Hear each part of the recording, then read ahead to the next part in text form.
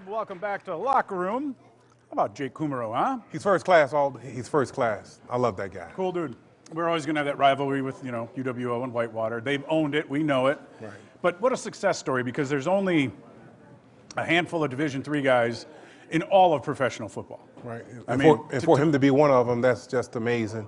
And Burke, I know how it is to come into the National Football League as an underdog. As an underdog, undrafted, and having a chance to make the team and win a Super Bowl.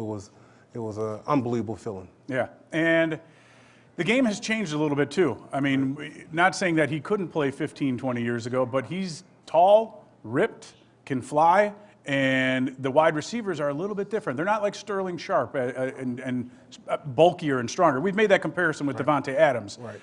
You've got to have the wheels to play in the league, and he clearly does. Right, regardless of where he went to school, yep. Whether it's University of Wisconsin or Michigan State, the guy can play, and that's one thing the Green Bay Packers want. They want really quality, good people, yep. and excellent football players on their team. Well, next up, we've got Washington coming to town. Green Bay, this time of year is always, there's a chance for nasty weather. It looks like it could be. It's still 5 days away, so nobody knows for sure, but as we saw against the Giants and Carolina, all of a sudden it seems like, and Aaron Rodgers talked about it, he kind of likes this kind of cold weather. Not saying that he didn't before, but as the older you get, like we saw with Brett Favre, the colder it got, the players aren't so limber and ready to go, if you know what I mean. Right. It will be tough for the Tampa Bay Buccaneers or the Washington team to come to Green Bay and play, because it was very, very tough for us to go to Miami, go to Tampa in September back in the day. It was hard. Well, our keys to the game, it's really,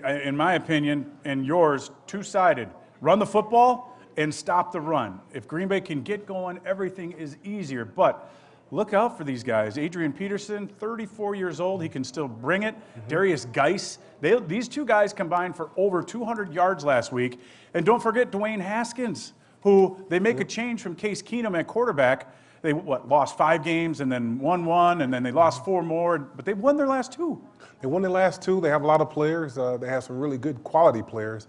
Ownership, that may be a different story, but I think they're going to come in with a very good football team that's hungry, starving for a win, and we have to be ready. This cannot be a trap game for us. Well, we saw what happened with San Francisco this weekend playing Baltimore.